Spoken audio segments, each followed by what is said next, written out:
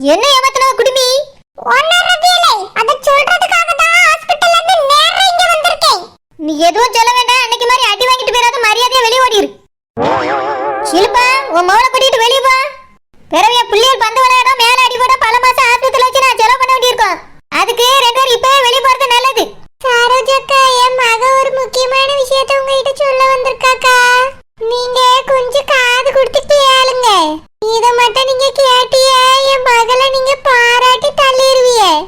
ஆமா, இந்த குடுமி பண்ற வேலைக்கு பாராட்டி தாளாட்டி எல்லாம் முடியாது.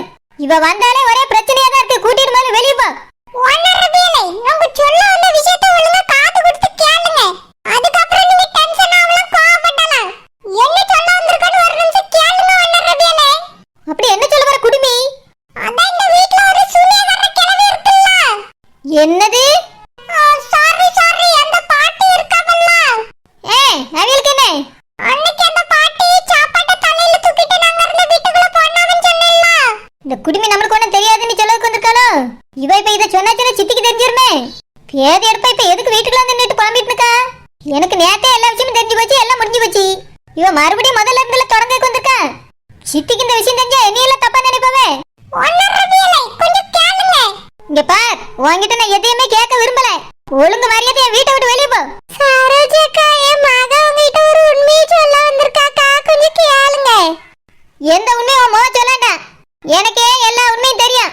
ஒன்னும் ரபியலே, இந்த உண்மை உங்களுக்கு தெரிஞ்சிருக்க வாய்ப்பே இல்ல. தெரிஞ்சிருந்தா இப்படி முட்டாளவியலா இருக்க மாட்டீங்க. இங்க பார் குடுமி, ஓவரா பேசிட்டு இருக்கா. அடி விழுகிறதுக்கு முன்னாடி ஓடி போயிரு. நின்னுகிட்டே இருந்தான்னு வச்சுக்க, அடிய விழ குடுமியா ஏற்படும். அடி விழுந்தாலும் சரி, குடுமையா இருந்தாலும் சரி, நான் இன்னைக்கு சொல்ல வந்ததை சொல்லாம போக மாட்டேன். இது ஒரு விஷயம், முக்கியமான விஷயம், உங்களுக்கு தெரிஞ்சே ஆகணும். நீங்க இத்தனை நாளா முட்டாளவியலாவே இருந்திருக்கீங்க. இங்க பார், என் பொறுமை நீ ரொம்ப சோதிச்சிட்டு இருக்க. அப்புறம் என்ன நடக்கும்னு எனக்கே தெரியாது. அந்த ஜெனிஃபர் நாங்க இருந்த வீட்ல தான் இருக்கா. பாட்டி அவளுக்கு தான் சாப்பாடு கொண்டு போய் கொடுத்துட்டு இருக்காங்க. இது கூட தெரியாம ஒரு முட்டாளவியலா தான் நீங்க இருந்திருக்கீங்க. என்ன சொன்ன?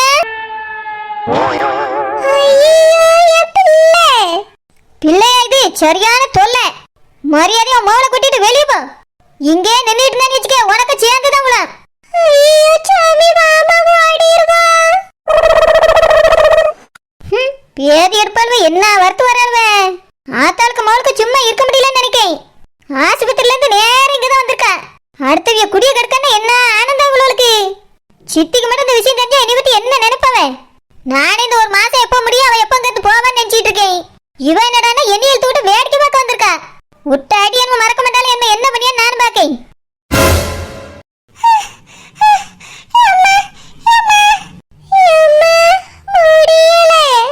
ஒரு நிமிஷம் தாமதிச்சிருந்தாலும் என்னையே அடிச்சு போட்டிருப்பாவே.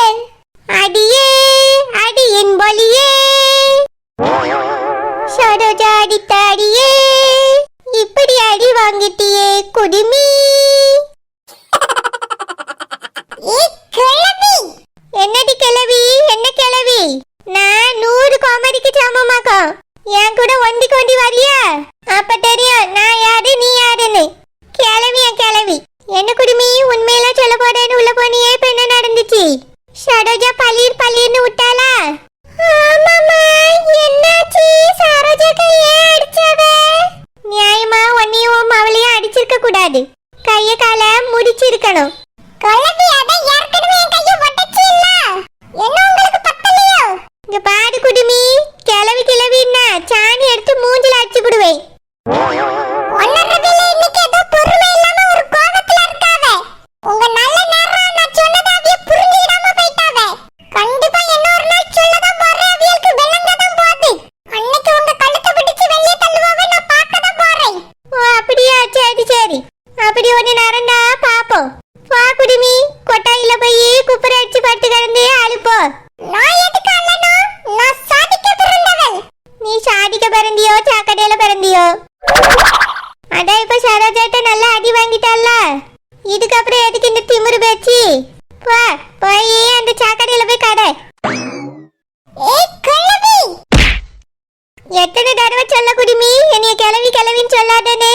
சப்புன்னு நாலு வச்சாதான் உனக்கு விளங்குமோ? கிளவி. இன்னொரு தடவை நீ சொல்லி பாரு, வாயை கிழிச்சு தச்சுபடியே. பாட்டி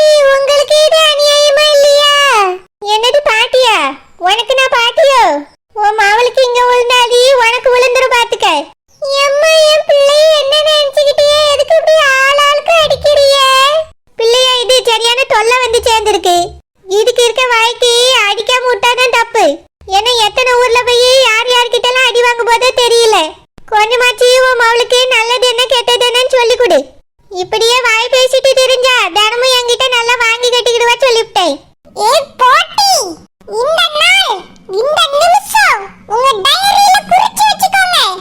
டைரியில இல்ல குடுமியதா அதுல குடிச்சிடுவோம். உங்களுக்கு என்னை பார்த்தா கிண்டலா தான் தெரியும். ஆனா ஒரு நாள் என்னைய மாதிரி தெரு ஓரத்துல கூட்டாரம் போட்டுட்டு நீங்க உட்காரதான் போறீங்க. அப்போ நான் மாளிகையில வந்து உட்காருவேன். கூட்டாரத்துல நீங்க இருக்கத பார்த்து நான் சிரிக்க தான் போறேன். அப்படின்னா உன்னையும் ஆட்டக்காரியும் பார்த்து தான் தினமும் சிரிக்கணும். ஏன்னா நீங்க 2 பேரும் தான் கூடாரத்துல இருக்கீங்க. இந்த நாள் எனக்கு ஏற்பட்ட அவமானத்தை நான் மறக்கல. அது மட்டும் இல்ல, நீங்க எனக்கு என்னெல்லாம் செஞ்சீங்கறது எனக்கு ஞாபகத்துல இருக்கு. உங்களை ஒரு நாள் இந்த ஒன்னரவே கழுத்தை பிடிச்சு வெளியே தள்ளுவாங்க. அன்னைக்கு வீடு இல்லாம நீங்க கூட்டாரம் போட்டு உட்காரதான் போறீங்க. நான் அதை என் வீட்டுல உட்கார்ந்து பார்க்கதான் போறேன். அப்படியா? இங்க இருந்து உனக்கு அங்க வரைக்கும் கண்ணு நல்லா தெரியுமோ? இப்ப நான் பேசுறது உங்களுக்கு கிண்டலா தான் தெரியும். ஒரு நாள் நடக்கும்போது நான் யாருன்னு உங்களுக்கு புரியும். எம்மா வா போவோம். இந்த குடுமி எதுக்கு இப்படி வீரவசனம் பேசிட்டு போறா? அதுவும் என்கிட்ட. இவளுக்கு இவளோட எதிரி யாருன்னு இவளுக்கே தெரியாம போச்சு. நான் கூட இவ சாதிக்க பிறந்தவள் சொல்லும் போது ஒரு நாள் சாதிப்பான்னு நினைச்சேன். ஆனா சாணியால கூட லாய்க்கு இல்லைன்னு இப்ப தெரிஞ்சு போச்சு. என்ன வாய் பேசிட்டு போது இந்த குடுமி. என்னை மாட்டி விடுறதுக்காக அங்க இருந்து இங்க வந்திருக்கா. இவளுக்கு இருக்க புத்திக்கு இந்த கூடாரம் கூட கிடைக்காம தெருவுல தான் நிக்கணும்னு நினைக்கேன். அன்னைக்கு இவளை பார்த்து நம்ம சிரிக்காம இல்ல நம்மளை பார்த்து இவ சிரிக்கலான்னு பாத்துருவோம். ஷடுஜா ஷடுஜம்மா. என்ன பாட்டி? ஷடுஜா அந்த குடுமி வந்துட்டு போறா. ஆமா, குடுமி வருவா, எல்லாரும் வருவா. எல்லாம் உங்களால தான் பாட்டி. ஷடுஜா, அதான் அந்த விஷயம் எல்லாம் உனக்கு தெரிஞ்சு போச்சுல, அப்புறம் என்ன? எனக்கு தெரிஞ்சு போச்சுங்கிறது அவளுக்கு தெரியாது. ஆனா ஒண்ணு மட்டும் சொல்றேன் பாட்டி, என்ன ஒரு மாசம் தான் அவளுக்கு அங்க டைம். அதுக்கு மேல ஒரு நாள் கூட அங்க இருக்க முடியாது சொல்லிவிட்டேன். சரிம்மா, அதெல்லாம் அவ பாத்துக்கிடுவா. வீடு காலி பண்ணிடுவாமா, நீ கவலைப்படாத. நான் உங்ககிட்ட வேற ஒரு விஷயம் பேசலாமேன்னு வந்தேன். என்ன விஷயம்? அது வந்துமா, என் தங்கச்சி குடிச்சி மரியா இருக்கால்ல, அவளுக்கு அடுத்த வாரம் 50வது திருமண நாள் வருதாமா. அதுக்கு நான் என்ன செய்யணும்? வாழ்த்து சொல்லணுமாக்கா? அது இல்லம்மா, 50வது வருஷம் கல்யாண நாள் கொண்டாடுறது எவ்வளவு பெரிய விஷயம் தெரியுமா? ஒரு சிலருக்கு மாத்திரமே இந்த பாக்கியம் கிடைக்கும். அதுக்கு நான் என்ன செய்யணும்? அந்த கிழக்கு கிப்பிட்டு வாங்கிட்டு போணுமா? கிப்பிட்டு வாங்கினா அதுக்கு பேண்ட் தான் வாங்கிட்டு போய் கொடுக்கணும். ஒரு டாப்பை போட்டுக்கிட்டு ஊரெல்லாம் சுத்திக்கிட்டு தெரியுது. ஒரு நாள் பேண்ட்னு போட்ட மாதிரி இல்ல. அது வந்துமா, தங்கச்சி இப்போ நியூ மாடல்ல இருக்கா. சரி பாட்டி, அதுக்கு இப்ப என்ன? அது வந்துமா, அவங்க 50வது கல்யாண நாளை மிக விமர்சையா கொண்டாடலான்னு ஆசைப்படியாவ. ஆனா அதை எடுத்து செய்யறதுக்கு அவிய வீட்டுல யாரும் இல்லையா. மகனும் மருமவளும் கோவத்துல இருக்காவளா, இந்த பக்கமே வரமாட்டோன்னு சொல்லிட்டாவலாம். அதனால யாருமே எங்களுக்கு செய்யறதுக்கு இல்லையேன்னு ரொம்ப வருத்தப்படியாமோ. அதுக்கு நான் என்ன செய்யணும்? நான் தான் சொன்னேன், சரோஜா இருக்கா, அவகிட்ட ஒரு வார்த்தை சொல்லு, அவளே எல்லாத்தையும் செஞ்சிடுவான்னு. நீயே கொஞ்சோண்டு ஏற்பாடெல்லாம் கவனிச்சிடுமா. என்னது, நான் ஏற்பாடுலாம் கவனிக்கணுமா? ஆமாம்மா, என் தங்கச்சி வீட்டுல யாருமே இல்ல. நம்ம தானே அக்கம் பக்கத்து வீட்டுக்கு அரவிய. நம்ம இந்த ஒரு சிறிய உதவி கூட பண்ணலன்னா என்ன அர்த்தம்? நீ கொஞ்சம் ஏற்பாடெல்லாம் கவனிச்சிடுமா. பாட்டி, ஒரு ஃபங்க்ஷன் பண்றது என்ன ரொம்ப சின்ன விஷயமா? உங்களுக்கு என்ன விளையாட்டா இருக்கும்? எவ்வளவு செலவாகும் தெரியுமா பாட்டி? ஊரெல்லாம் போய் சொல்லணும், எல்லாரையும் கூப்பிடணும், அவ்வளவு வேக்க சாப்பாடு செஞ்சு போடணும். எப்படி 2 லட்சமா தான் ஆகும் பாட்டி. நான் எப்படி செஞ்சுக்கிடுவேன்? அது மட்டும் இல்லாம நான் எதுக்கு அவங்களுக்காக செய்யணும்? நீங்க எதுக்காக ஏத்துக்கிட்டு வந்தீங்க பாட்டி? சரோஜா, நம்ம வீட்டு பிள்ளையாலதான் அவங்க வீட்டு பிள்ளை அவங்க வீட்டுக்கு வராம இருக்கான். என் தங்கச்சி சொல்லி ரொம்ப வருத்தப்பட்டாமா. அன்னைக்கு மட்டும் அந்த நிச்சயம் நடந்திருந்தா இப்ப கல்யாணமே முடிஞ்சிருக்கும். அவளோட மகனும் வந்து போய் இருந்திருப்பான். இப்போ இந்த பிரச்சனையால அவமானமா போச்சு, அதனால வரமாட்டோன்னு மகனும் மருமவளும் சொல்லியாவலாம். அதனால ஒரு பிராய்ச்சித்தமா நம்ம இது செஞ்சா நல்லதுன்னு நான் நினைக்கிறேன். ஏன்னா 2 பேரும் வயசானவிய ஆசைப்படியாவ. அந்த ஆசையை நிறைவேற்றி வைக்கிறது நல்லது தானம்மா. சோ கடவுளை, பாட்டின்னு சொல்லி புரியுதா இல்லையா? ஆசைகளை நிறைவேற்றலாம், நல்லதுதான். ஆனா அதுக்கு பணம் வேணும் பாட்டி. நானே ரூபாப்பட்டவங்களுக்கு எப்படி ஆசையை நிறைவேற்றுறது? ஓஹோ, பணத்துக்காக பாக்குறியோ? நீ போட வேண்டாமா. எவ்வளவு செலவாகுதோ அதுக்கான பணத்தை தங்கச்சி குடிச்சு மரியா தாரேன்னு சொல்லியிருக்கா. நீ கொஞ்சம் ஏற்பாடு மட்டும் செய்யா. தங்கச்சி யாருமே இல்லைன்னு சொன்னா நான் தான் சரோஜா செய்வான்னு சொல்லி ஏத்துக்கிட்டு வந்தேன். நானும் வேணா உன் கூட மாட எல்லாத்துக்கும் வரேம்மா. இந்த ஒரு சிறு உதவி மட்டும் செய்யா. சரி சரி. அந்த பாட்டி வேற வயசான காலத்துல ஆசைப்படியாவன்னு சொல்விய. நானே செய்யேன். ஆனா என்னென்ன பொருள் வாங்கினாலும் ரூபாய் மட்டும் வாங்கி தந்துருங்க. சரிம்மா, பணத்துக்கு நான் கேரண்டி.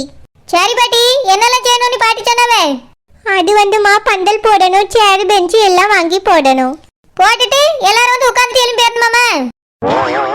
இல்லம்மா சரோஜா, கேக் கட் பண்ணணும், சாப்பாடு செஞ்சு போடணும்னு ரொம்ப ஆசைப்படியா. இந்த ஊர் முழுக்க எல்லார் வீட்லயுமே பாட்டி சொல்லிடுவாங்களாமா? அது எப்படி என் தங்கச்சி சொல்லிடுவா, நம்ம தான் அதையும் செய்யணும். எல்லா ஏற்பாடுகளையும் சரோஜா செய்வான்னு நான் பொதுவா சொல்லிட்டு வந்துட்டேம்மா. சரிதான், அப்ப எங்க வீட்டு ஃபங்க்ஷன் மாதிரி எல்லாத்தையும் நானே செய்யணும். சரோஜா, எங்க வீட்டுது உங்க வீட்டுதுன்னு பிரிச்சு பார்க்காதம்மா. தங்கச்சி என்னோட சொந்த தங்கச்சி மாதிரி. எனக்கு ஒரு தங்கச்சி இருந்தா செய்ய மாட்டியா அப்படி நினைச்சுக்கோமா. சரி சரி செய்யேன். ஓனர் உள்ள வரலாமா? நீ உள்ள வரலாமான்னு கேட்டு வரக்கூடாது. உள்ளதான் வந்துட்டாலும் வெளியே போலாமான்னு கேட்டுட்டு போ. ஓனர், ஒரு முக்கியமான விஷயம் கேட்க வந்தேன் ஓனர். அதனால தான் உங்ககிட்ட கேட்காமலே டக்குன்னு உள்ள வந்துட்டேன். இல்ல நம்மகிட்ட கேட்டுட்டு வந்துருவியா? பேதியற்பா, நீ இந்த வீட்டுக்கு வந்ததுல இருந்து நான் பார்த்துட்டு தான் இருக்கேன். உள்ள வந்ததுக்கு பிறகு தான் வரலாமா போலாமான்னு ஒரு கேள்வி, ஒன்று பயண கேள்வி. ஓனர், அது வந்து நான் சொல்றத கொஞ்சம் கேளுங்களா? என்ன சொல்லி தொழி. ஓனர், என்னெல்லாம் சமைக்கணும், எப்படி சமைக்கணும், எதெல்லாம் சமைக்கணும் கேட்க தான் வந்தேன் ஓனர். என்ன சமையல் பத்தி கேட்க வந்தா? ஓஹோ, உன் வீட்டுல நீ என்னெல்லாம் சமைச்சு சாப்பிட போறாங்கன்னு நான் சொல்லிதான் முடிவு எடுக்கிறியா? ஓனர், அது இல்ல ஓனர், நம்ம ஊருக்குள்ள ஒரு ஃபங்க்ஷன் வருதுல்ல, அதுக்கு என்னெல்லாம் சமைக்கணும், எப்படி சமைக்கணும், எதெல்லாம் சமைக்கணும் கேட்க தான் வந்தேன். நீங்க தானே அதுக்கு எல்லாம் முழு பொறுப்பை ஏற்றிருக்கலாம். அதான் உங்ககிட்ட ஐடியா கேட்டுட்டு அட்வான்ஸ் வாங்கிட்டு போலான்னு வந்தேன் ஓனர். அதுக்கு முழு பொறுப்பை நான் தானே இப்ப ஒரு நிமிஷத்துக்கு முன்னாடி எனக்கே தெரியும். பேதி எடுப்பா, அதுக்குள்ள அட்வான்ஸ் வாங்க வந்து நிக்கிறியோ? இல்ல ஓனர், நீங்க தானே பொறுப்பு, அப்புறம் நீங்க தானே அட்வான்ஸ் தரணும். யார் என்கிட்ட ரூபா தந்தா? ஒத்த பைசா கூட என் கைக்கு வரல முதவி. எங்க பாட்டி இப்பதான் நீதான் எல்லாம் ஏற்பாடு பண்ணு சொல்லிட்டு இருக்காவ, அதுக்குள்ள நீ பின்னாடியே வந்து நிக்கா. செவுத்துல காது வச்சு கேட்டுட்டு வரியோ? இல்ல ஓனர், பாட்டி இப்பதான் போன் பண்ணி சொன்னாவ, அதான் அட்வான்ஸ் வாங்கிட்டு போயிடலாமேனு வந்தேன். அம்மா, அட்வான்ஸ் எதுக்கு உனக்கு? ஓனர், இந்த ஃபங்க்ஷனுக்கு சமையல் நான் தானே. இருக்கட்டும், சாமான்லாம் வாங்கி போட்டா சமைச்சு கொடு. அஸ்கு புஸ்கு வாசில யார் செய்வா? எனக்கு ரூபா தரணும்ல. ஒருவேளை ஃபங்க்ஷனுக்கு சமைக்க 15,000 ஓனர். ஏ அம்மா, அவ்வளவா? ஆமா ஓனர், வெளியே போய் கேட்டு பாருங்க, 25,000 கேட்பாவ. நான் 15 தான் கேட்கேன். அட்வான்ஸ் தந்தியல்னா உங்களுக்காக நான் காத்துட்டு இருப்பேன். இல்லன்னா வேற இடத்துல அட்வான்ஸை வாங்கிடுவேன், பாத்துக்கிடுங்க. பாட்டி என்ன பாட்டி இதெல்லாம்? சரோஜா, அது வந்துமா தங்கச்சி இவ நல்லா சமைப்பா, இவகிட்டே குடுக்கலான்னு சொல்லிக்கிட்டு இருந்தா. அதான் இவகிட்ட சொல்லியிருப்பான்னு நினைக்கேன். சரி, சொன்ன அட்வான்ஸை கொடுக்க வேண்டியதானே? இவ எதுக்கு ஏன்ட்ட வந்து கேட்க பாட்டி? நான் ரூபாய்க்கு எங்க போறது, எனக்கு தந்தா வச்சிருக்கிய? சரோஜா, கையில இருந்தா நீ குடுமா, நான் பிறகு தங்கச்சி கிட்ட வாங்கிட்டு வந்து தரேன். இங்க பாருங்க பாட்டி, என்ன ஒரு வாரம் ஃபங்க்ஷனுக்கு இருக்குதானே, நீங்க போய் தங்கச்சிட்ட கலந்து பேசி ரூபாய் வாங்கிட்டு வாங்க, நான் அட்வான்ஸ் கொடுத்துக்கிறேன். சும்மா என் கையில இருந்து கொடுன்னா நான் எங்க போறது? வேணா வேலை தான் செய்ய முடியும், பணம் எல்லாம் என்னால போட முடியாது சொல்லிவிட்டேன். சரிம்மா, நான் தங்கச்சி கிட்ட கேட்டு வாங்கிட்டு வரேன். குழந்தை, என்னெல்லாம் சமைக்கணும்னு தங்கச்சி சொன்னாலா? இல்ல பாட்டி, எல்லாத்தையும் ஓனர்ட்ட தான் கேட்க சொன்னாவ.